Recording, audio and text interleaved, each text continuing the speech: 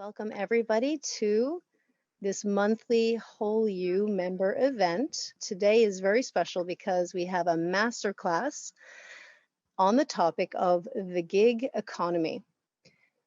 Starting and growing your side hustle or side hustles. We should all have multiple streams of income because you never know what's going to happen. And that is apparently true, right? A lot of people are getting laid off and leaving their jobs. So how do we join and stay in the gig economy? And we have an expert on the topic, Diane Mulcahy. We can't wait to get to her and get into a very juicy conversation on the topic. It was really nice to see a lot of you signing in from all over the place. And of course, clients, past, present, and future. A lot of different clients with different intentions, different goals, all job searching. But then I would imagine a lot of you now are looking to join the gig economy, or that you've already started a side hustle and just want to grow it and improve it. So welcome, welcome. Thank you so much for being here. And I want to remind you of the mission of these Whole You events. So the mission is to talk about topics that relate to living a balanced, purposeful life. And there's a wide spectrum of topics that fit into that. I think the three categories are wellness of mind, body, spirit, career and anything that relates to career, and then also spirit and our soul, our journey, our purpose. And tonight we are talking more about something that relates to the career aspect, specifically the gig economy. And the format that we're going to have tonight is, this is supposed to be a conversation. This is supposed to be a back and forth. This is supposed to be helpful for you and useful for you. So we want to get to your questions. If you want to put your questions in the chat box, please do so whenever they come to you during the conversation.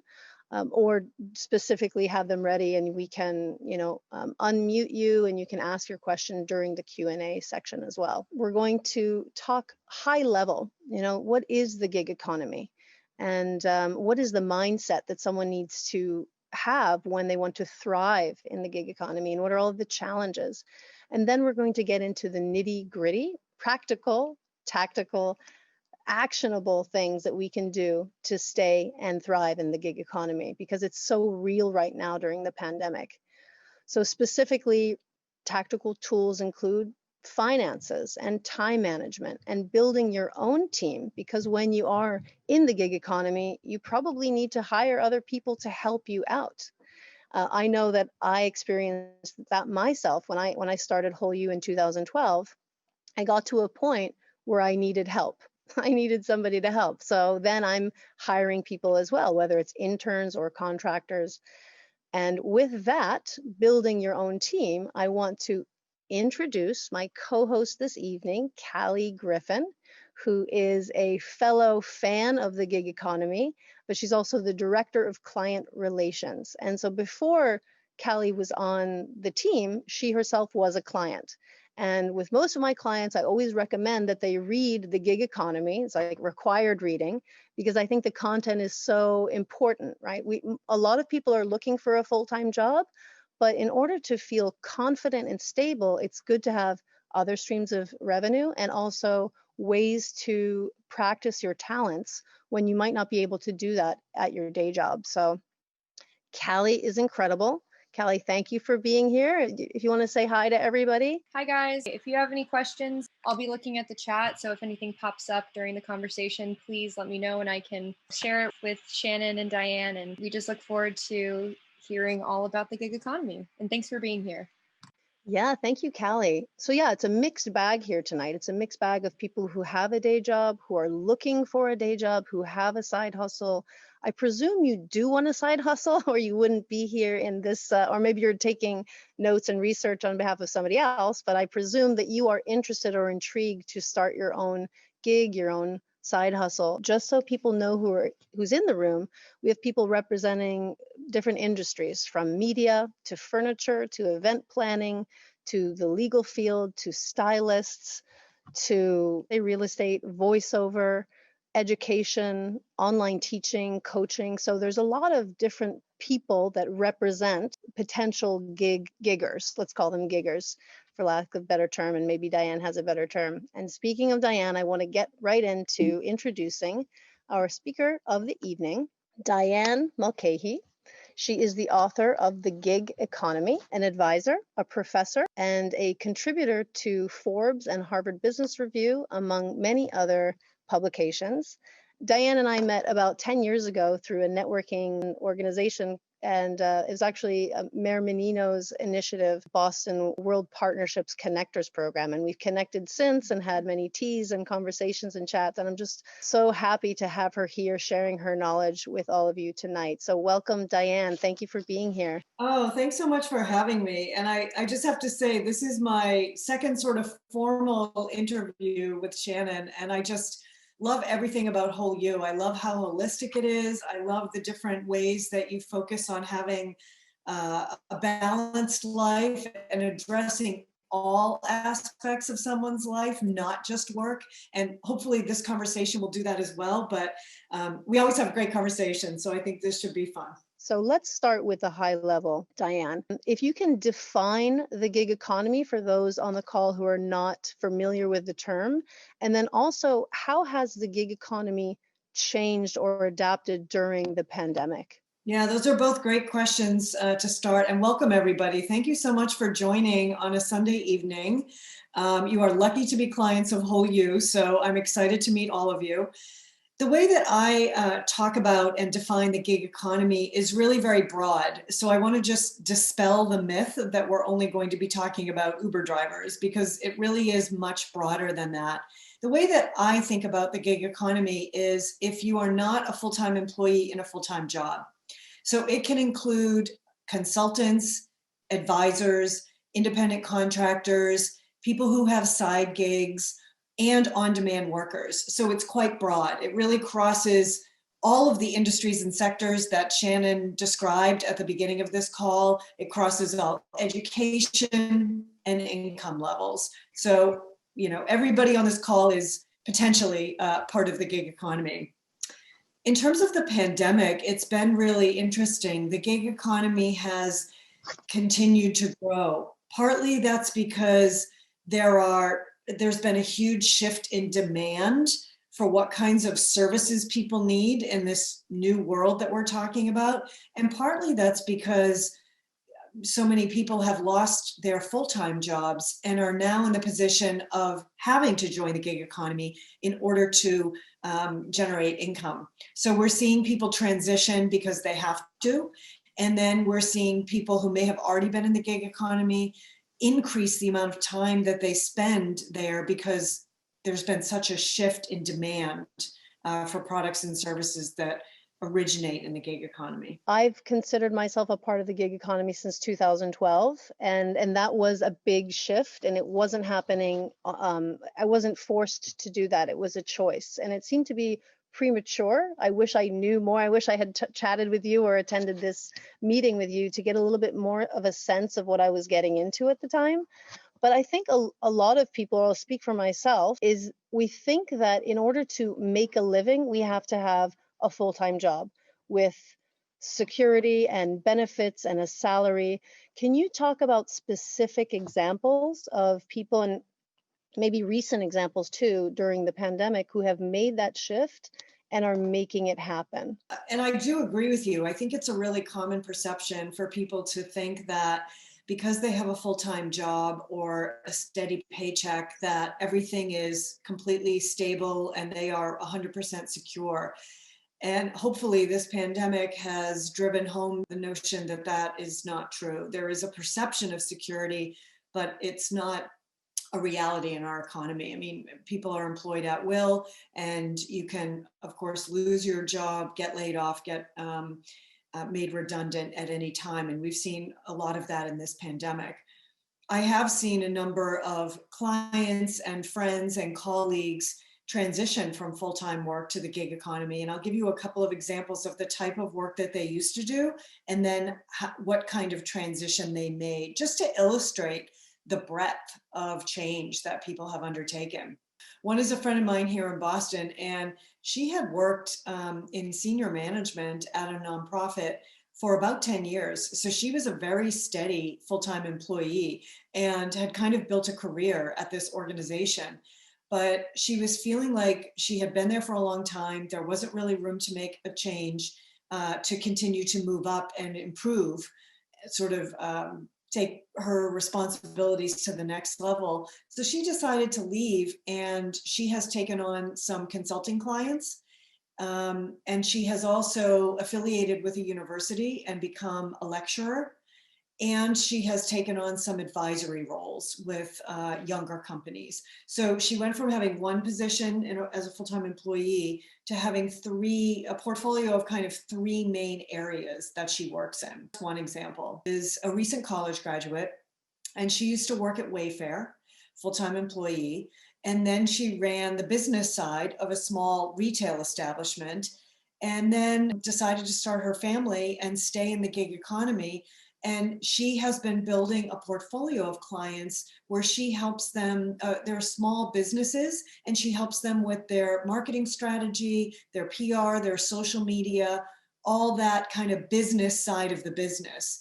And she's put together a portfolio. She really enjoys the flexibility to work when and where she wants. She has a young daughter now, so she has really successfully made that transition, even as somebody who recently graduated from college and doesn't have as much experience as the other example I gave. Are they thriving? Do they feel like they are doing really well, or the mentality when you're in the gig economy? Do you feel like these clients of yours feel stable enough, or are they always looking for more business? What is the mentality that you need to thrive in the gig economy? Because I wonder if it's a grass is always greener type of situation. Do they want to get back into a full-time job, or are they fully owning the gig economy life? Examples I gave you are fully owning the gig economy life, but I think there are examples of people who have been laid off and are taking on some consulting clients, or maybe trying to grow a side gig that they previously had, but they would prefer to go back to a full-time job. I'm thinking of a colleague I know on the investment side. She was laid off early in the spring, and she is continuing to work in the gig economy. She's growing her side gig, but she definitely wants to go back and get a full-time job if she can. Mm-hmm. So I think at a time like this, where so many people are forced into the gig economy, you will see more people trying to get back into full-time work. In terms of the mentality, I think to be really successful in the gig economy, it helps to have a mindset that is entrepreneurial, in that you're willing to kind of take the risk and have the drive to build something on your own. Mm-hmm. It helps a lot to be experimental. Not everything works right out of the gate. Sometimes you have to try a service, or experiment with a pricing strategy, or see if a target customer is interested. And maybe those things work, maybe they don't, but it's all gathering information, and it's all useful. So having a mindset that allows you to experiment without being demoralized if not everything works all the time is really helpful. And then finally, I mean, of course, it helps to be comfortable being proactive, and to be disciplined about that. So if you don't mind, self-instigating and being self-disciplined, that also makes it easier. I mean, people who don't have that naturally can set up the structures around them, but it is helpful if you can get there. Yeah, I'm smiling here because I know that 8 years into my own gig, I've definitely needed drive. I've definitely needed to experiment. Failure is just a part of it, but not looking at failure as something negative, but as an experimentation. Like you're a cook in the kitchen.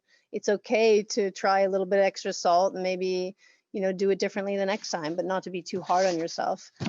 And then the word discipline sometimes has a negative connotation, or at least it doesn't sound joyful, but I think that there is, they say, freedom and joy in discipline as well, to have a set schedule. And maybe now we should transition into the tactical, practical questions about the nitty-gritty of running your own gig. To begin with, because we do have a mixed bag of people who are on here who have gigs or want to start one, what is the advice that you would have for people who are inspired to start one, but they don't know what type exactly. They don't know exactly what they want to do. They just have an itch or an inkling that it is something that they'd want to pursue. Yeah.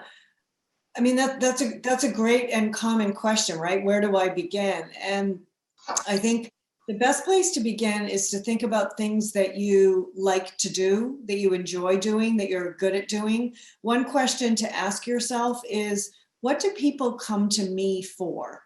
And that's not only at work, that can be in your personal life too. What is it that people seek out your advice, your counsel, your expertise? That can be a good place to start. So areas that you already, people are already kind of coming to you. So that's number one. Number two is, what are things that you enjoy doing anyways? And, is there a way to think about turning your passions, your hobbies, your interests into something that is a business or that can be monetized? And sometimes the answer is not really, right? You don't want to suck the fun out of everything by forcing it into a side gig, but that can also be a really interesting place to start. Just because you're an accountant during the day, if you love interior design or you're gardening is a big hobby, there are ways that you can think about turning those services into a business. So those are, I think, the most common places to look for thinking about a side gig. The other thing to think about is, if you look back on your professional life, what are some of the earliest jobs that you took? Oftentimes, when we're young, we tend to gravitate towards trying to find work that is consistent with interests that we already have. So, revisiting, like when you were younger, when you were a kid, what were the things that you were really interested in? What did you think you wanted to be when you grew up?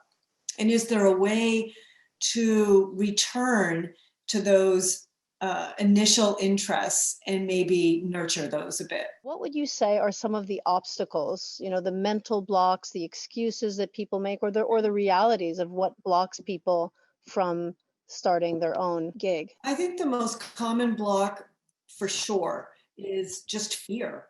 People are really afraid. They're afraid to start something new, to do something different. They're certainly afraid of moving in a direction where they're headed towards a big career transition, like quitting their job and starting something on their own.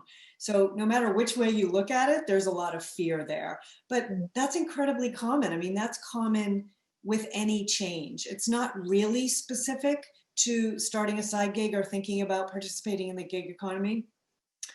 And the way that I think it's really useful to try to get past that, and I'm sure Shannon has other ideas too that are excellent, is to try to break it down and make it concrete. Really try to understand what is your fear and name it.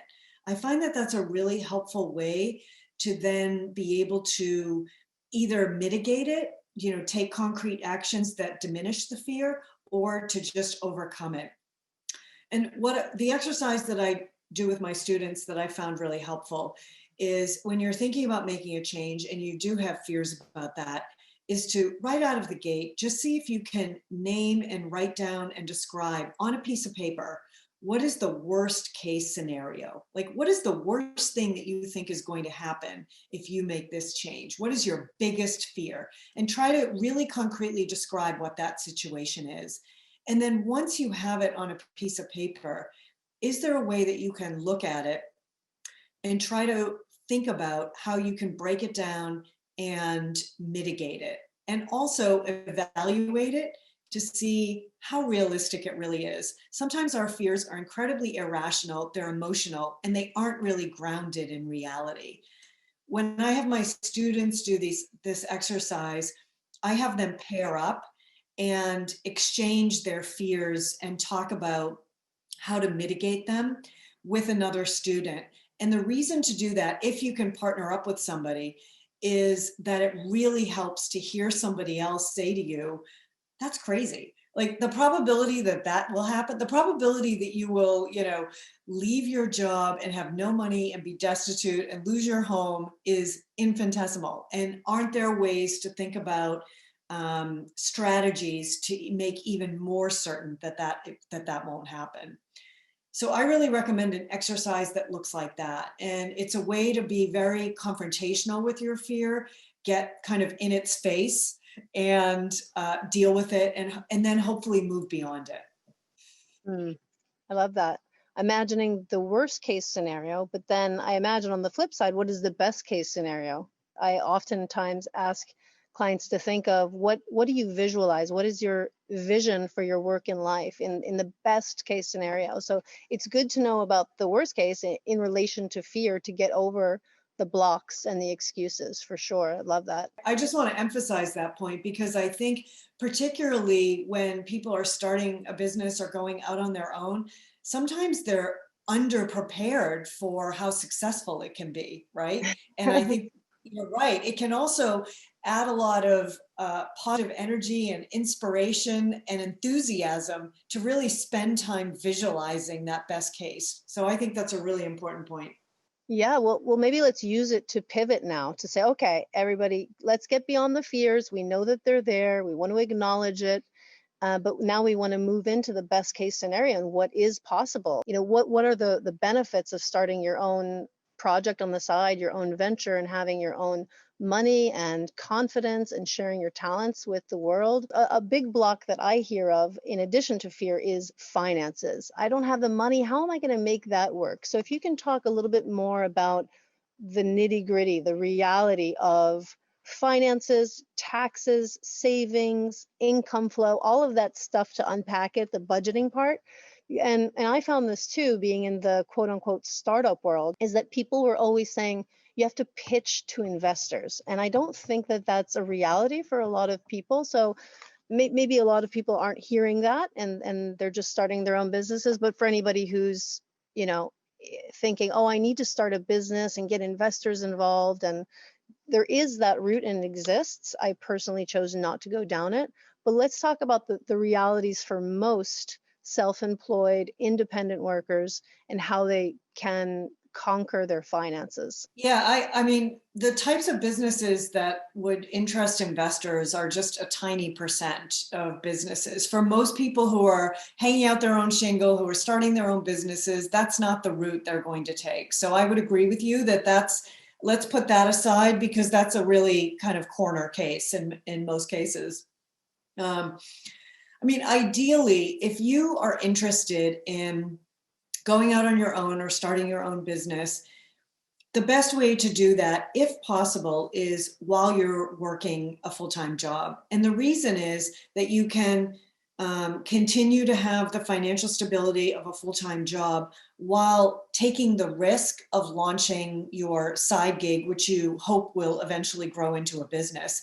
And because you have this stability of a full-time job, you're not relying on the side gig for your main income. It gives you that room to experiment, which I talked about earlier. So you can you can test, different services, different pricing strategies, different target markets, and see what works, and then get some traction before you move to start relying on it. So if finances are a concern, that's definitely the way to do it, is to try to maintain that full-time job while you're simultaneously getting your independent business off the ground in the lowest cost, low risk way that you can. I mean, secondly, this is such standard advice, but it's so true. I've interviewed so many independent workers in particular about the finances, and consistently what they say is they started with a cushion. So they knew that they wanted to do this, and they saved aggressively in order to launch themselves out into the world. And according to their projections, they would make sure that they had, either 6 months of expenses or a year. It really varied by person and by life situation, but making sure that there's that cushion so that, it's not a fear-based exercise, so that you can really get out there and not 100% rely on your business right from the beginning. That's a huge burden to put on it. And then thirdly, creating a lifestyle where you're really living below your means. And I know for a lot of people that doesn't sound attractive either, but it does really provide you a lot of optionality. I mean, if you're not living paycheck to paycheck and you are able to create a lifestyle where your budget is well below your revenue, what you're bringing in income, it gives you tremendous flexibility to invest in your side gig, to grow it into a business, or to save up that cushion. The financial advice in many ways is very basic, but in other ways can be challenging for people to actually implement. And it is true that depending on the type of business that you are starting, your cash flow can vary. I mean, some people have services like coaching where there is more of a fairly steady demand across the year. But other people have businesses, maybe you do, something on Etsy, or maybe you do something related to taxes, and there can be a huge seasonality that makes it really important to be mindful about managing your cash flow very proactively over the year. And again, having that cushion and having that flexibility in lifestyle can make a big difference in the early years and make it less stressful. You're right that living below your means is not attractive to most people. Like, oh, wait, I wanted to be an entrepreneur so I could start my own business and make a lot of money. And maybe that is a possibility, but you're just talking in the early stages, right? To have that runway, that cushion of cash to fund your project, and in hopes that it does build over time so that you can transition from your day job, or if you don't have the day job, that this can become your mainstream of income or one of your mainstreams of income. I talked to so many independent workers, and they would almost be overly conservative. People like took on roommates or really changed their lifestyle to launch the business just to be super conservative and feel comfortable. And then we're very quickly able to grow out of that. I think the other important way to think about it, not just on the expense side, is if you can launch your business and already have a key client or a retainer client or a base of clients in place, that provides a really nice income stream right from the beginning. So that's another way to think about it, is to focus on the revenue side. And is there a way that you can launch with that retained client or with a portfolio of committed clients so that you just hit the ground running? That's a great suggestion. I remember talking to a friend who was starting her own thing, and she said, I'm dealing with all of these minnows. I'm trying to catch minnows. I just need a whale, to switch that mentality to one big whale. And yeah, the minnows will come, but thinking, and for me, I deal with B2C primarily, but then also over time added B2B. So like business clients, just thinking creatively about the different types of clients that you can work with. At this point, I'd love to transition to the audience and get a pulse on what people are thinking, maybe talk specifically about the businesses they're starting, any questions or challenges that they're facing so that you can answer their questions. I'm going to have Callie just let us know if there's anything in the chat. I also have one question already that I want to share. But Callie, anything before we share an example question that we got from Matt? Paul and Richard had a few comments.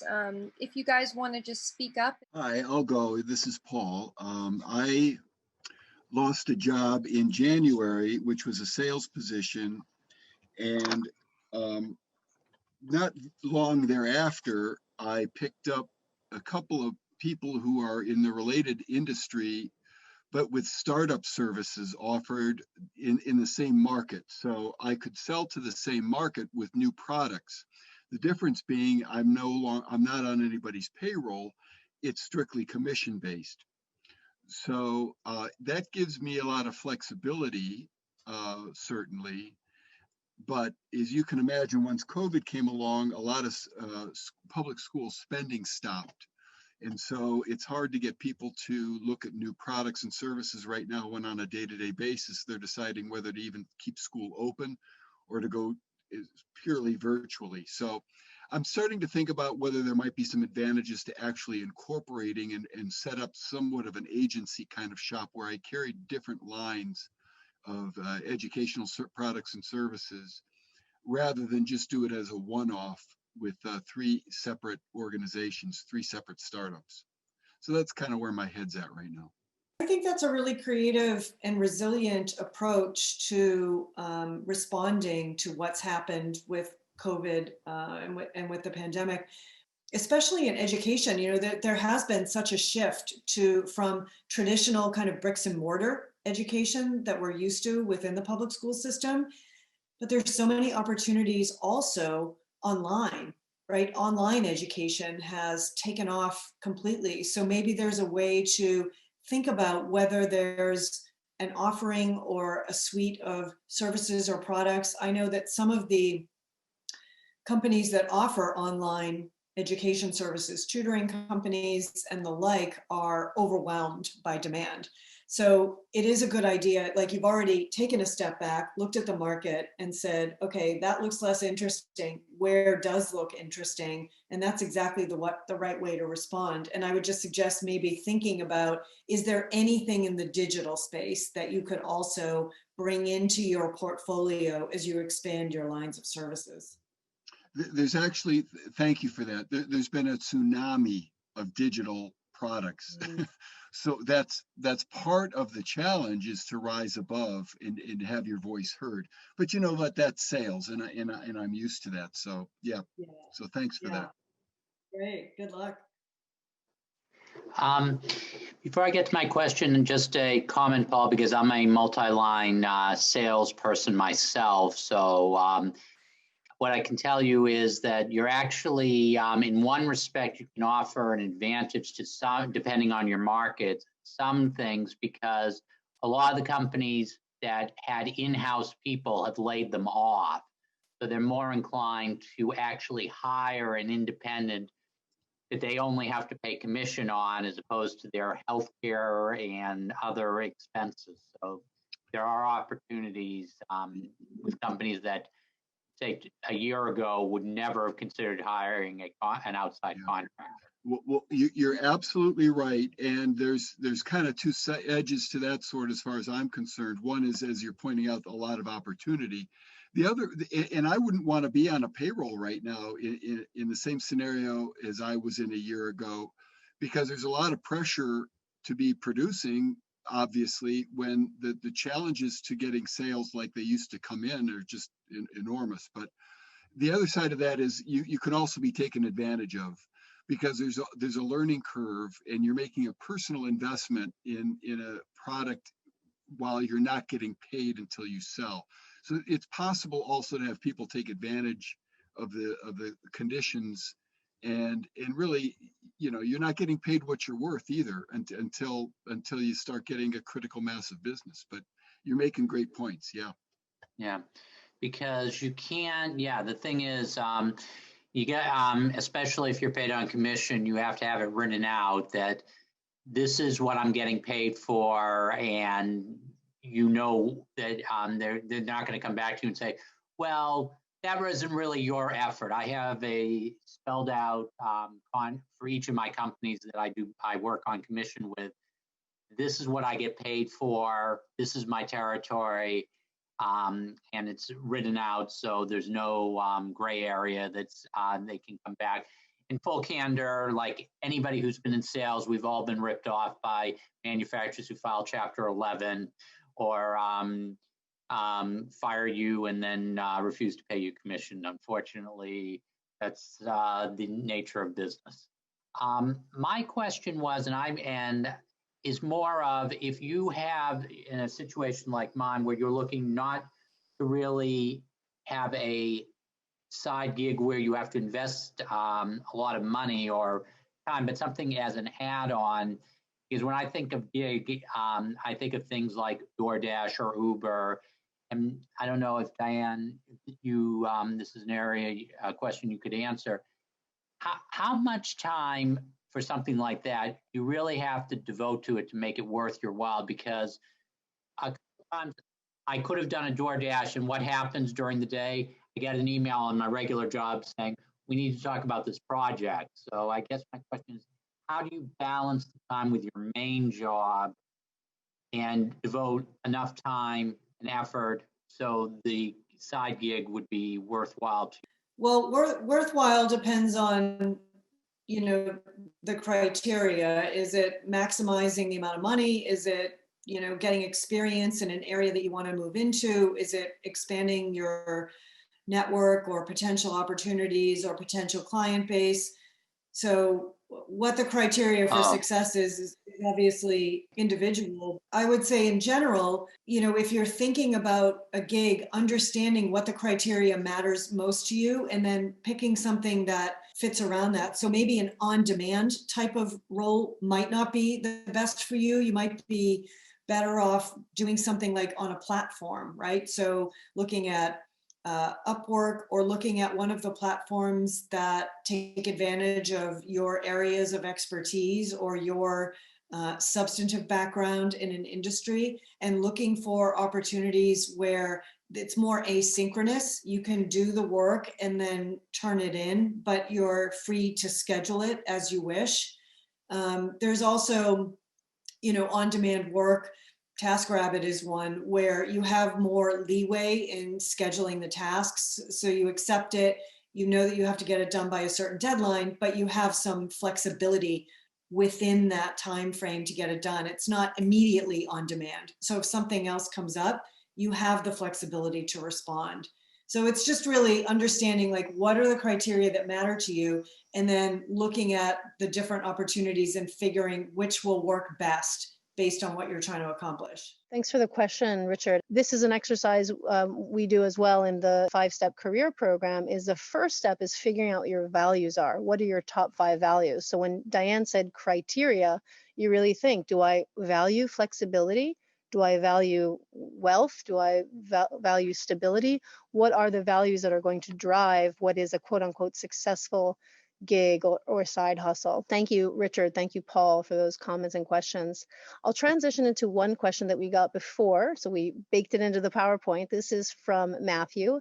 And Matthew is kind of the poster child for a transition from a day job in investment banking to exploring what really lights him up and what he's passionate about. And with that, he created a platform called Soul Seated Journey.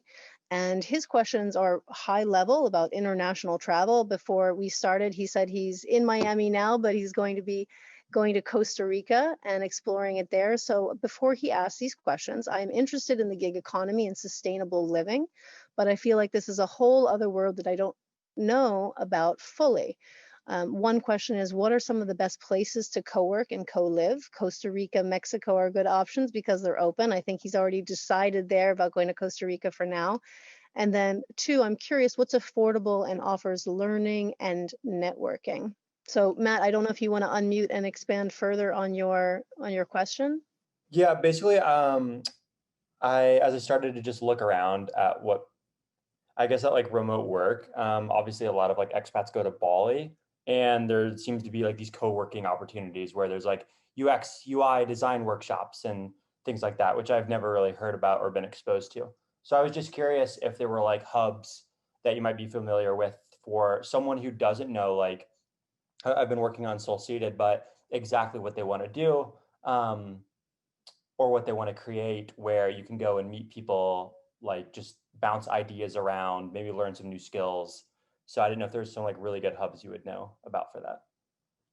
Well, I do know there are a few startup companies that are focused on this kind of digital nomad space. And I think, you know, examples are Jobatical, J-O-B, Atical, like sabbatical, and Remote Year. Those are 2 companies that work with individuals who want to transition to a digital nomad life. And they actually do exactly what you're saying. Part of what they're offering is to create and curate a community, and also to help you set up in cities wherever they are around the world, and make sure that you have access to co-working spaces and are able to kind of tap into the expat community and the independent working community. I think in terms of, you know, where to go, where is open is now really important. I mean, I was just talking with friends on Zoom on Monday, last week, and one of the couples is taking their family and they're going to Barbados because it's open and because you can get a freelance visa. Berlin is a city where they have a visa specifically for freelance workers. There's a huge expat community. There's plenty of co-working spaces where you can integrate into an international community of people who are making similar professional and personal life choices. So I would look at places like that. I would do searches for freelance visas and then look at these companies and look at the cities that they have identified and go to. And that could be a great starting off point to kind of seed your potential list. And then you can curate it down from there, depending on what your other criteria are, like language skills or distance from the US or whatever other criteria you might have. That's super helpful. Thank you. Yeah, I actually didn't know there was like freelance work visas. So that in itself is super helpful. Well, they're not incredibly common, but Berlin has been incredibly successful, and there have been a number of Caribbean countries that have, because in response to COVID, have said, we will accept Americans and we will allow you to work from here. Estonia has a digital residency that offers a variety of benefits to people who want to work or live there. So it is definitely an area to look into. I don't have all the current information because things are changing so rapidly. I don't even know with Berlin if Europe is an option at this moment in time. But in general, those are options. Awesome. Right. Thank you. Thank you. Thank you, Matt. Yeah, you definitely want to look into the visa status point because you don't want to be, running from the law. I remember I did an internship in London when I was 19, and they had something called BUNAC, BUNAC, but that was for England and I think other countries. It was a short-term 6-month visa, but definitely look into the legal status because some countries are tighter than others. Or are opening up. I mean, I was talking to friends who they live in Ireland, but they do remote consulting work for clients in Dubai. And they were saying that Dubai was now offering incentives, the UAE. Interesting.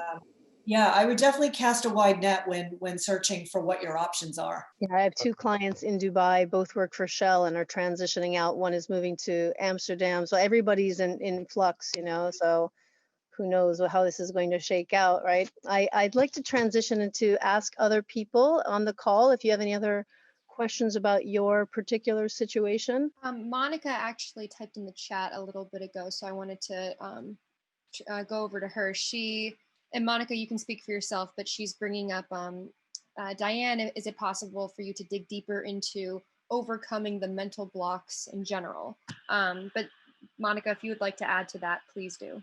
No, I think it's okay. I'm just interested in this topic about the mental blocks in general. So no matter what are we doing, even if it's about keeping a job or starting a gig or something, it's about overcoming mental blocks in general. That was my question. So thank you. I'll try to answer that, and I'm sure Shannon will jump in too.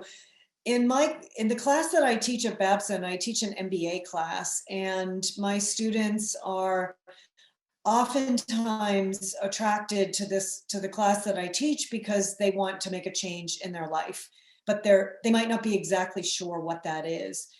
So one of the ways that I deal with both figuring out what they want and then helping them get into a place where they're ready to execute it, which is, to your question, overcoming a lot of mental blocks, is I just have them do a lot of reflective exercises, things like thinking about, what does success look like to you? And just what Shannon was saying, what are the priorities and values that matter the most to you and that are really important for you to feel like you're living in your life?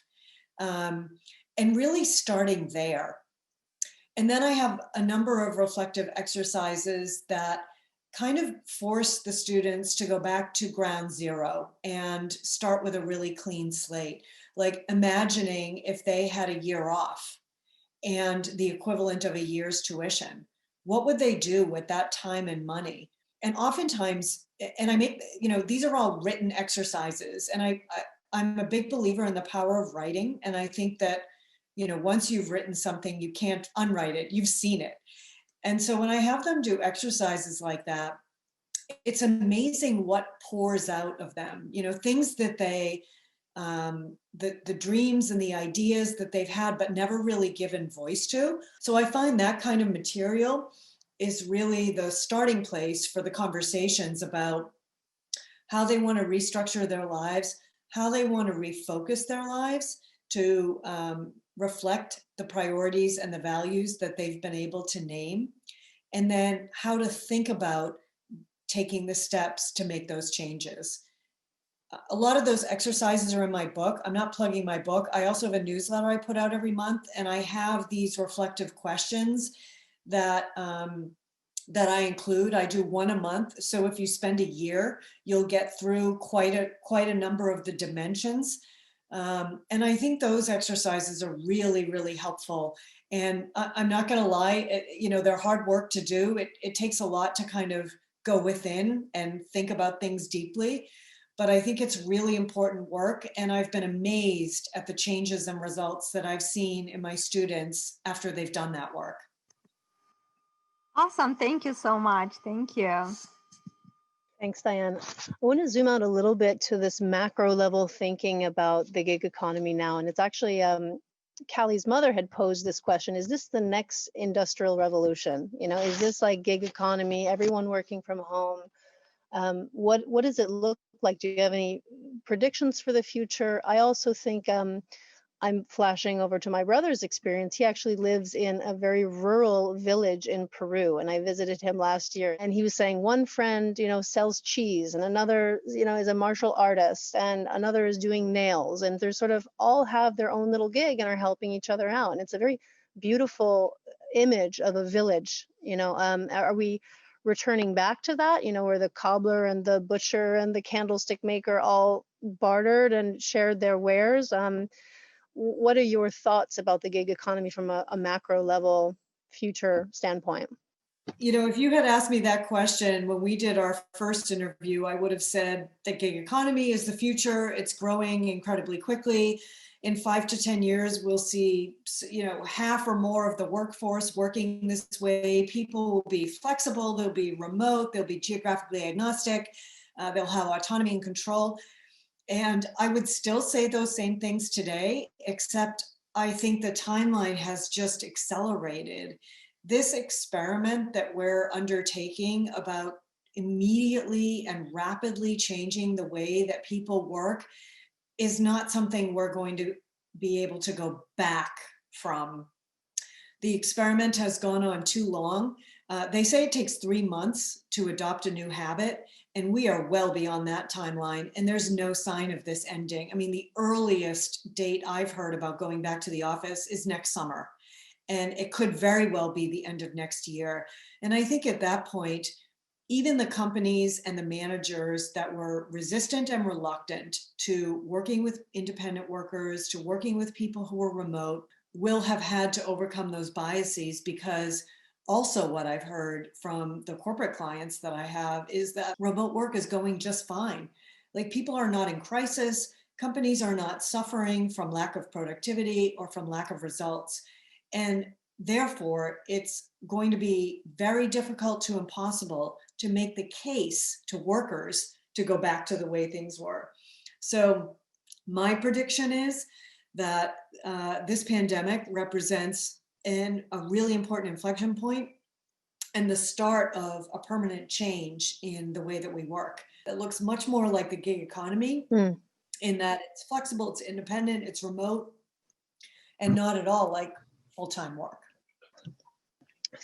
Thank you. I think that's very, very powerful statement, and probably very encouraging for those people who, and I know there's a couple on the call, they don't want to go back to the corporate, structure as they knew it. So I think that that's a very encouraging. It could be shocking. I mean, for those who are really in the grind and going 9 to 5, most of the clients that I work with are in some type of career transition, so it's not a big shock, but those are a lot of powerful statements. So it sounds like it's definitely here to stay. And I know one of your main takeaways was to keep your options open. So one question, would you recommend that everybody have and keep a side gig even if they have a day job? Would you make that recommendation or not go that far? I would absolutely make that recommendation. I think for everybody on this call, including those that are in full-time jobs, I would say, my big takeaways would be three things. One is get really clear on what you want, what your values, your priorities, what success looks like. Number two, create an exit strategy. Have a plan if the thing that you're doing right now stops working, if the job goes away, have an exit strategy. And I detail that in one of the exercises in my book. And then number three, always have a side gig. Always, always, always. It doesn't have to be one that generates income or a ton of income. Don't put that pressure on yourself. But any side gig that you have will serve the purpose of opening up opportunities, because it will either help you generate more revenue, or it will expand your network, or it will expand your opportunity set. So always having a side gig is key. Very nice. That's very compelling indeed. I would be of the same mindset. Even for clients who are looking for the full-time job, I encourage them to think like an entrepreneur, because you never know when your job is going to be eliminated or outsourced, or there's a merger and acquisition that you're blindsided by it. So to have that autonomy and confidence and independence, I would agree with everything that you said. Certainly being clear about your values, having a plan, an exit strategy, and always having a side gig. Amen. I'm a big fan, and that's why I was so excited to bring you back and have another conversation with you tonight. We want to transition here. What we do every month too is challenge the audience. So it's not just about this conversation that was very powerful, and we've recorded it and we're going to send it out, and we encourage you to watch it again and really take on the actions and recommendations that Diane suggests. But we're going to challenge you with this challenge of the month, and I'm going to ask Callie to present it.